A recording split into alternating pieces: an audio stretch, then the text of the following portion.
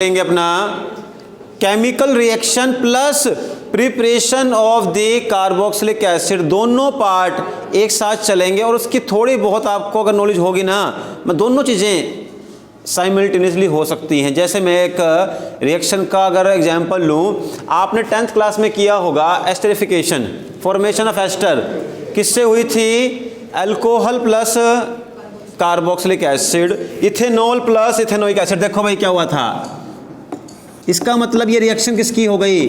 Carboxylic acid की, ethanoic की। साथ में आपने ले लिया अल्कोहल CH3 CH2OH, और फिर यहाँ क्या हो जाएगी? एस्टरिफिकेशन। अब देखो इधर से H इधर से OH, दोनों बाहर निकले, बाहर निकल गया वाटर, बचा क्या? CH3COO CH2 CH3 CH3COO, ये पार्ट आ गया और ये पार्ट भी बचा हुआ है CH2 CH3।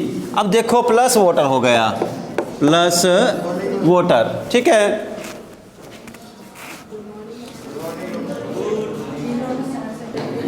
नौशीत, अब देखो इसका अगर हम रिवर्स कर दें, व्हाट इज रिवर्स?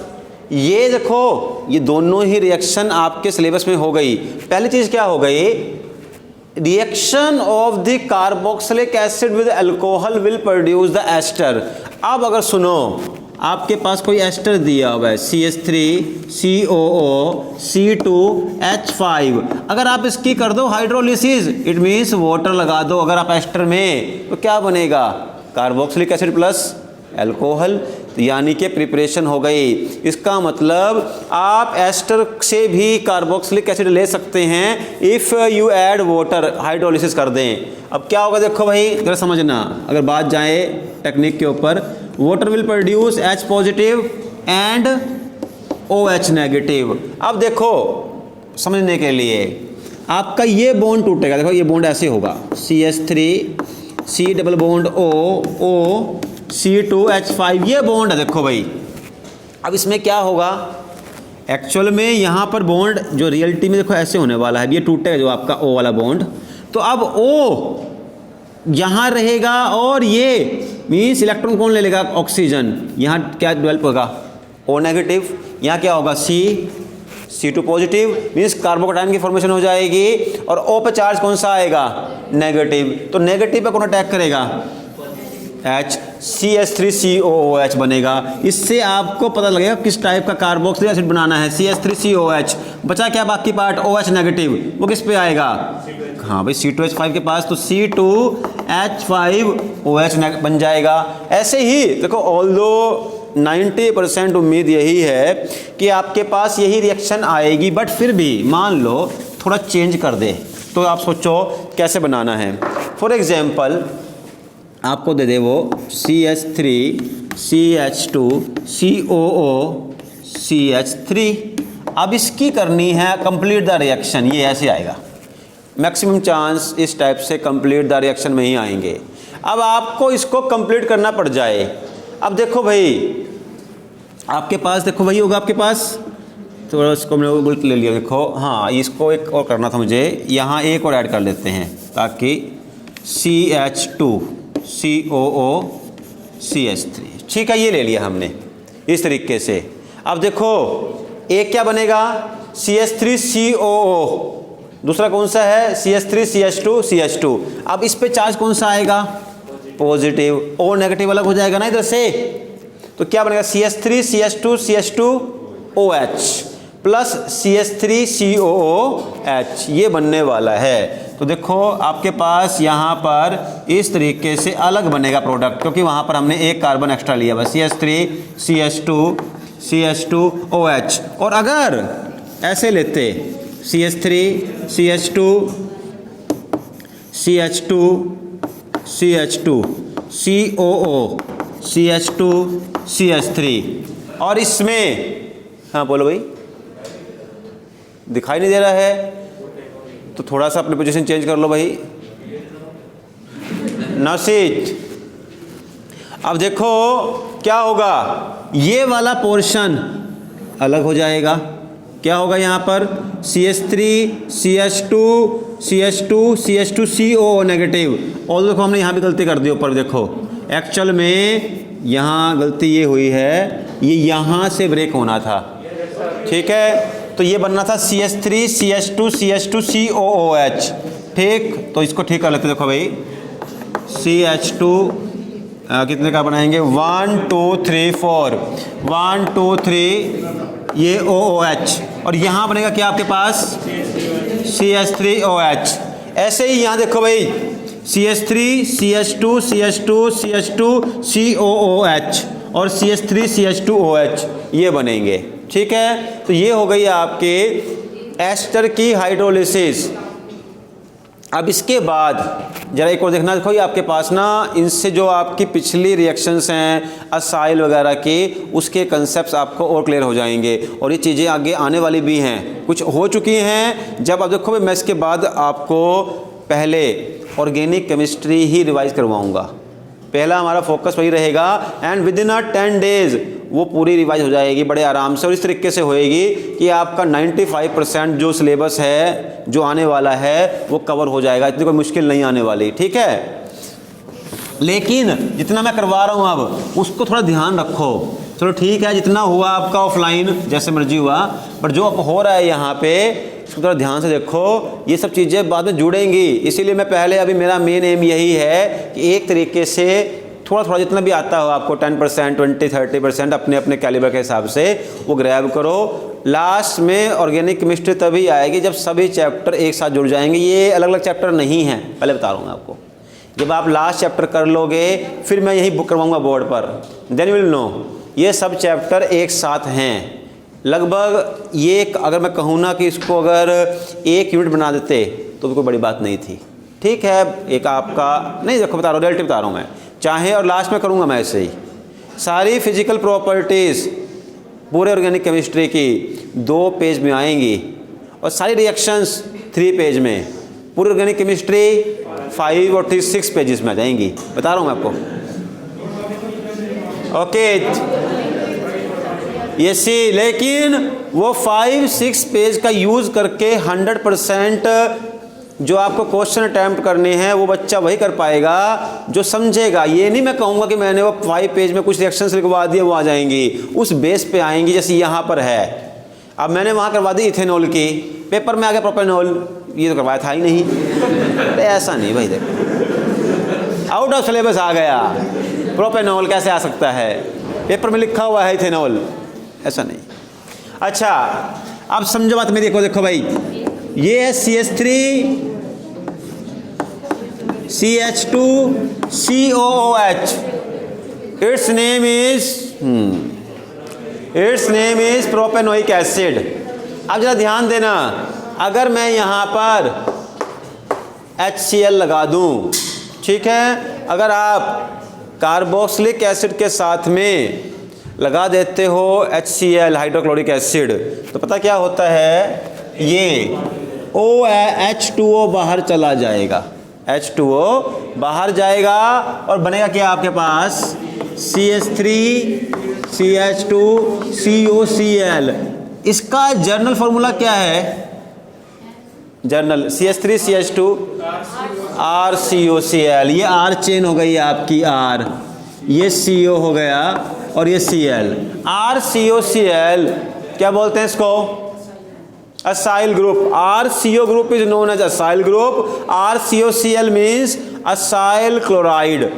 अब देखो भाई कैसे बना असाइल क्लोराइड, जब आपने कार्बोक्सिलिक एसिड की रिएक्शन करवा दी HCl के साथ में और साथ में प्रोड्यूस क्या हो गया, वाटर। इसका मतलब क्या हुआ, अगर आप किसी भी असाइल क्लोराइड जो आने वाला है मैक्सिमम यही आएगा CH3 COCl, इसके साथ में अगर आप वाटर को ऐड कर दोगे तो क्या बनेगा, कार्बोक्सिलिक एसिड प्लस HCl। बात समझ आ गई। देखो भाई ये लो CH3 COOH, देखो यहाँ से O नेगेटिव था, वाटर का H पॉजिटिव आ गया, और Cl नेगेटिव था तो क्या गया यहाँ पर HCl, ठीक है। तो ये लो भाई बन गया आपका, इधर OH आ गया इसके पास CH3 COOH और इधर आपके पास HCl आ गया। तो इस तरीके से अगर आप असाइल क्लोराइड की करवा देते हो अगेन हाइड्रोलिसिस, जिससे बना था, देखो सिंपल सी बात है, carboxylic acid plus HCl, acyl chloride plus H2O, तो acyl chloride plus H2O reverse reaction, ये क्या रिएक्शन हो गई, रिवर्स हो गई, ये कर देनी थी आपने।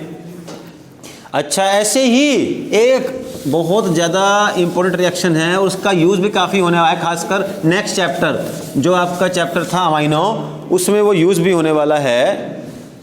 किस बताना चाहिए, किसे पता हो किसी को, एसिटिक एनहाइड्राइड या acid anhydride, what is the general formula of acid anhydride, नहीं पता। अब सुनो, उसको आपको क्रैम करने की जरूरत भी नहीं है, आप इसके नेम से ही बना सकते हो। नाम क्या है, acid plus anhydride. The meaning of anhydride is ऐसा मॉलिक्यूल जो वाटर के लॉस होने से बना हो। कैसे, देखो भाई जरा समझना, अगर आपके पास दो कार्बोक्सिलिक एसिड हैं, एक तो ये है CH3COOH, एक और CH3COOH, इन दोनों को जोड़ दिया और उसमें से वाटर बाहर निकाल दिया, तो बचा क्या, देखो भाई सुनो कैसे, यहाँ से मान लो H चला गया, यहाँ से OH चला गया, वाटर चला गया बाहर, दो एसिड के मॉलिक्यूल में से वाटर बाहर चला गया, बचा क्या, एसिड एनहाइड्राइड। बट फॉर्मूला क्या होगा, देखो CH3CO, देखो भाई CH3CO यहाँ, CH3CO यहाँ, ये कॉमन है, ये दोनों में कॉमन है। यहाँ से OH बाहर गया, बचा क्या, ओनली CH3CO, यहाँ से H बाहर गया, CH3COO गया, बट कॉमन दोनों में क्या है, CH3CO। तो इसको मैं ऐसे लिख सकते हैं CH3CO होल ट्वाइस O, ये है जनरल फॉर्मूला ऑफ, ये है एसिटिक एनहाइड्राइड। लेकिन अगर आप लिखते हो ऐसे RCO होल ट्वाइस O, ये जनरल फॉर्मूला हो गया आपका एसिड एनहाइड्राइड का। ये तो एसिटिक है, दो कार्बन है ना, तो इसको बोलते हैं एसिटिक एनहाइड्राइड, बट ये एसिड एनहाइड्राइड का जनरल फॉर्मूला हो गया। अच्छा, अब जरा समझना, साथ में क्या रिलीज हुआ, water.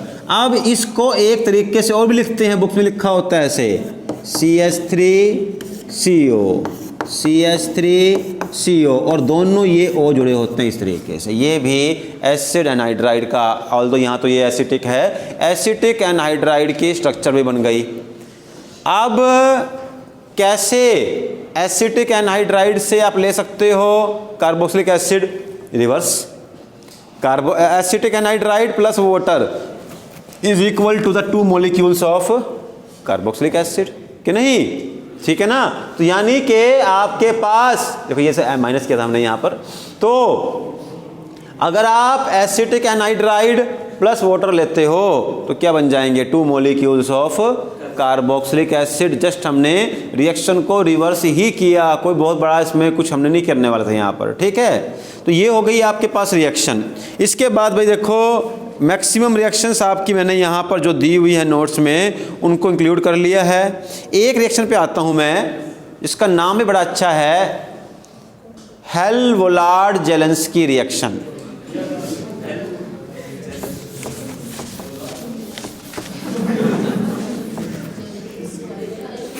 Short name is HVZ।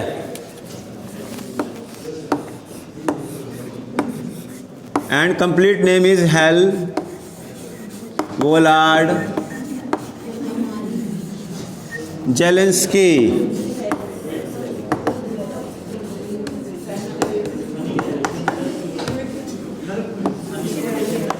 Hell-Volard-Jelenski reaction, listen here, देखो भाई ये जो हेल-वोलार्ड-जेलेंस्की रिएक्शन है, अगर नेम से आती है फिर देखो अलग बात है, वो करवाई रहा हूँ मैं।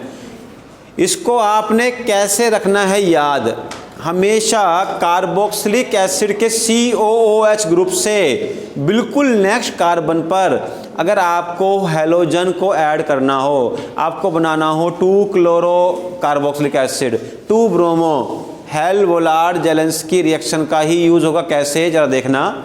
मान लो आपके पास 2 मैं लेता हूँ यहाँ पर, एक तो ये वाला एसिड है CH3CH2COH प्लस मे भी ये भी हो, CH3COOH। अब इसका नाम है प्रोपेनोइक एसिड और ये है इथेनोइक एसिड। आपने बनाना हो 2-क्लोरोप्रोपेनोइक एसिड या 2-क्लोरो इथेनोइक एसिड, तो एक ही रिएक्शन है, just only one reaction, that is your Hell Volhard Zelinsky reaction. कैसे करनी है? आपने यहाँ पर जो भी ऐड करना, मैं अब अलग करता हूँ, यहाँ ऐड कर दो Cl2 और मैं यहाँ पर Br2। Cl2 या Br2 में से कुछ भी ऐड कर दो in the presence of phosphorus P4। आपने फॉस्फोरस या P भी लिखा होगा, कोई प्रॉब्लम नहीं है। फॉस्फोरस की प्रेजेंस में क्लोरीन या ब्रोमीन की एडिशन कर देनी है। अब देखो होता क्या है, एक्चुअल में ना ये जो पोजीशन होती है इसे बोलते हैं अल्फ़ा। अगर आपके पास ना फंक्शनल ग्रुप के पास कार्बन हो तो उसको हम काउंट नहीं करते। एक्चुअल में फंक्शनल ग्रुप से नेक्स्ट कार्बन को बोलते हैं अल्फ़ा कार्बन। यहाँ डबल बॉन्ड से नेक्स्ट कार्बन को बोलते हैं क्या है? अल्फ़ा। तो ये अल्फ़ा कार्बन है और इसके पास जो हाइड्रोजन है वो कौन सा है? Alpha hydrogen. और अल्फ़ा हाइड्रोजन बहुत ज़्यादा हाईली एसिडिक होता है। Anybody can give me any clue why the alpha hydrogen in the carboxylic acid is very much acidic in nature? हाँ,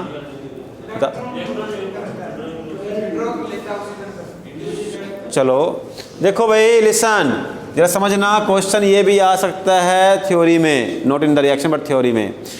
देखो अगर बात करूं CH3, ये CH2, फिर COOH, ये इसकी स्ट्रक्चर हो गई।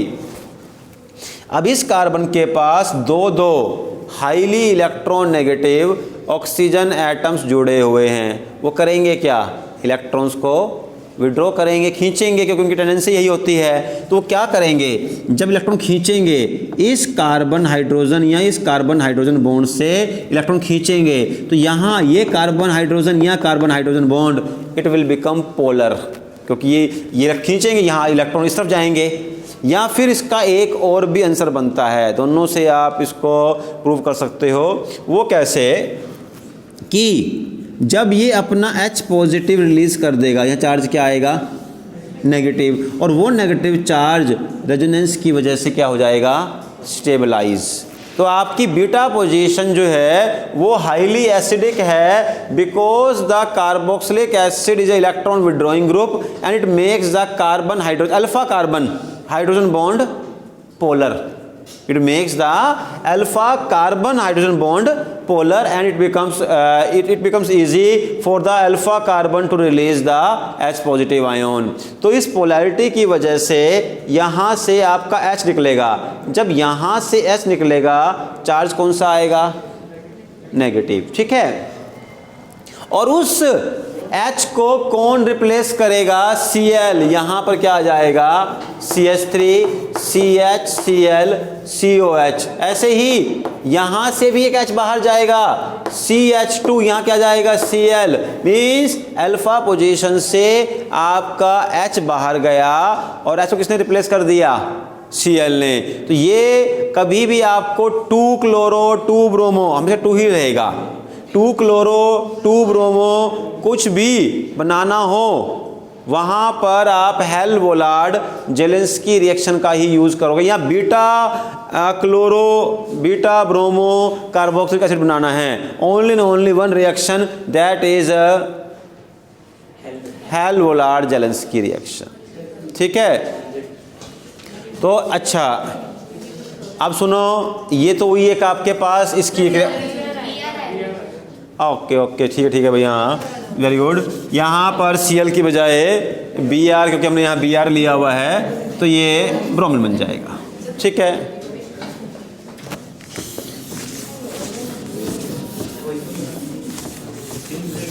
अच्छा अब देखता हूँ मैं एक रिएक्शन, उसका बेस वही है जो पहले आपके पास हो चुकी है। अलसे आप उस बात को कैच करना। अगर आपके पास फर्स्ट बताना कि इसका नाम क्या होगा। ये ऑर्गेनिक कंपाउंड है बेंजीन, और बेंजीन के ऊपर COOH, तो इसका नेम क्या हो गया भाई? बेंजेनोइक एसिड। फर्स्ट में देखता हूँ रिएक्शन है भी कि नहीं है, हैगी। ठीक है। तो आपके पास ये बेंजोइक एसिड हो गया। अब अगर मैं बेंजोइक एसिड की करता हूँ नाइट्रेशन तो वो हो जाएगी कंसंट्रेटेड HNO3 की फॉर्म में, ठीक है, ओनली कंसंट्रेटेड HNO3 लगा दो आप यहाँ पर, तो भाई NO2 ग्रुप ऐड हो जाएगा। ये तो ऑर्थो पे होगा या पैरा पे, कौन सा पे होगा, पैरा पे। लार्ज अमाउंट में कहाँ पर होगा, पैरा पे या ऑर्थो पे, पैरा पे। हाँ वो देख चुके हो आप। अरे भाई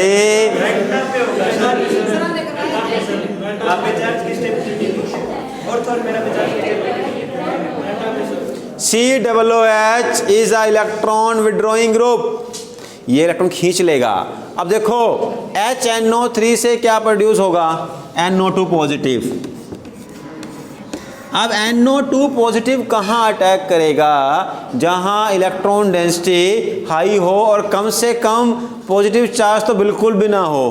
अब क्या हुआ, COOH कैसा ग्रुप है, इलेक्ट्रॉन विड्रॉइंग, ये इलेक्ट्रॉन खींच करके रेजोनेंस की वजह से, तो रेजोनेंस कहाँ होता है, ऑर्थो पैरा पे, तो ऑर्थो और पैरा पोजीशन पर इलेक्ट्रॉन डेंसिटी बहुत कम कर देगा, तो ये NO2 पॉजिटिव वहाँ अटैक नहीं कर सकता।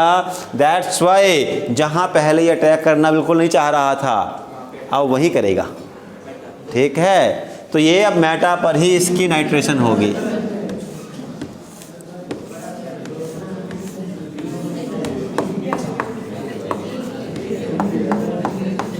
ऐसे ही अगर करते हैं ब्रोमिनेशन, तो देखो इसकी ब्रोमिनेशन के लिए आप Br2 4 क्लोरीनेशन Cl2 लगाना है आपने, तो वो कहाँ जाएगा, मेटा पोजीशन पे जाएगा, because of the presence of this electron withdrawing group. तो रखना ध्यान इस बात का, एक तो बेंजल्डिहाइड करवाया था मैंने आपको, एक ये करवा दिया जो कि मेटा पोजीशन पर खींचेंगे। CN होता तब भी यही होता, कीटोनिक ग्रुप होता तब भी यही होता। मीन्स ये सब इलेक्ट्रॉन विड्रॉइंग ग्रुप है जो इनकमिंग स्पीसीज को ऑर्थो पोजीशन पर अटैक करवाएंगे, ठीक है। चलो भाई, आई थिंक आपकी रिएक्शंस यहाँ सारी कंप्लीट हो गई हैं। चलो भाई अब आगे काम करते हैं। अब एक मिनट अभी मैं फर्स्ट देखो भाई, सुन लो, पहली चीज़ तो ये सिलेबस पड़ा हुआ है, तो ये चीज़ छोड़ देना कि आप रेस्ट करना है तो घर पे रहो, अच्छे तरीके से रेस्ट हो जाएगा। यहाँ आना है 45-50 मिनट जो भी हैं यूटिलाइज़ करने हैं आपको, ठीक है। अब बेटर मैं तो ये कह रहा हूँ कि आपके लिए बहुत अच्छा हो गया कि आपके 2 पीरियड्स नहीं लगवाए अभी तक हमने। ऐसा होता कि 2nd 3rd chemistry, 3rd 4th physics. हाँ देखो एक मिनट, अब सुनो, मैं भी क्वेश्चन पूछ रहा हूँ एक आपसे। कार्बोक्सिलिक एसिड क्या ये फिल्डक्राफ्ट रिएक्शन शो कर सकता है? Carboxylic acid will show fieldcraft reaction or not? What is Fieldcraft reaction? Which reagent is used in that reaction? देखो लिसन, फील्डक्राफ्ट अल्काइलेशन या असाइलेशन, ये 2 रिएक्शन होती हैं, दोनों करता हूं मैं। अगर आपने लगा दिया CH3Cl in the presence of anhydrous AlCl3, या फिर आपने लगा दिया RCOCl CH3COCl in the presence of anhydrous AlCl3, तो अगर आप लगाते हो CH3Cl तो CH3 ग्रुप ऐड हो सकता है ऑर्थो या पैरा पे, उसे बोलेंगे हम fieldcraft alkylation. CH3 is alkyl group, तो वो अल्काइलेशन, और ये है फील्डक्राफ्ट असाइलेशन। लेकिन भाई अब बात ये है एक्चुअल में, एक तो ये कार्बोक्सिलिक एसिड और एक अमाइन, दोनों ही फील्डक्राफ्ट रिएक्शन शो नहीं करते। मान के चलना केवल 2 ही क्वेश्चन हैं इम्पोर्टेंट की कैटेगरी में आ जाते हैं, ठीक है। अब फर्स्ट ऑफ ऑल 2 रीज़न हैं जिसकी वजह से फील्डक्राफ्ट रिएक्शन ये शो नहीं करेंगे। Think about this. शेयर, देखो भाई यहाँ होना क्या है, फर्स्ट ऑफ ऑल आप दो में से कोई भी एक आंसर दे सकते हो।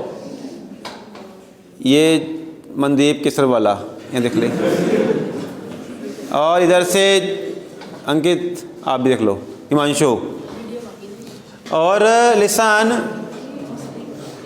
फर्स्ट ऑफ ऑल देखो आपके पास ना CH3COOH, it is a electron withdrawing group. उससे क्या होगा, ऑर्थो और पैरा पोजीशन पर किस चीज़ की कमी हो जाएगी, इलेक्ट्रॉन्स की। और ज़रा ध्यान देना, जब टूटेगा ये क्या प्रोड्यूस होगा, CH3 पॉजिटिव और Cl नेगेटिव। तो किसने अटैक करना था, CH3 पॉजिटिव ने।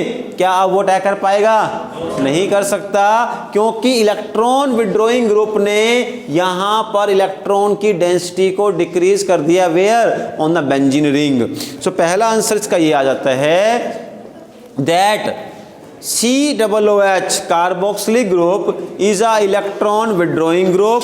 It reduces the or decreases the electron density on the benzene ring. That's why the electrophile.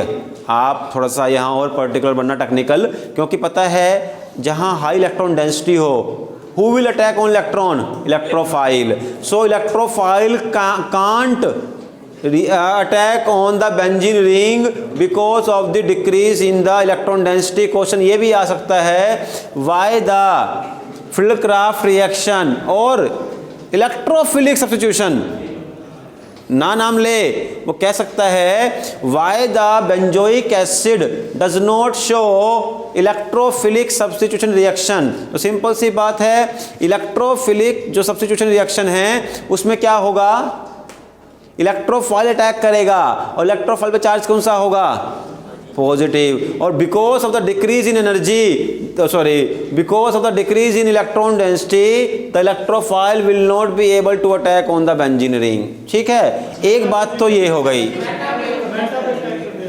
देखो पहली चीज देखो, मेरी सुन बात मेरी, क्या होता है, उतनी इलेक्ट्रॉन डेंसिटी हाई नहीं है, अगर हुआ भी, अब दो दूसरी वो जो आप कह रहे हो मेटा वाली बात, चलो मैं उसको भी ले लेता हूं।